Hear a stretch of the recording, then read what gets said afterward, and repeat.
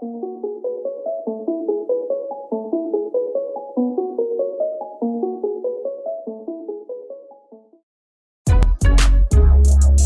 people reviews stuff. They also say this product is the price is quite good. We've found pros and cons on this type of product. But overall, it's a supreme product and we are well recommend it. When you however want to know more details on this product, so read the reports of those who have already used it. Visit the product detail link in description for an item you wish to buy. Tap add to cart.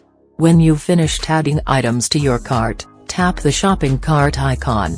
If you need to edit the items in your cart, tap save for later or delete next to the item in the cart.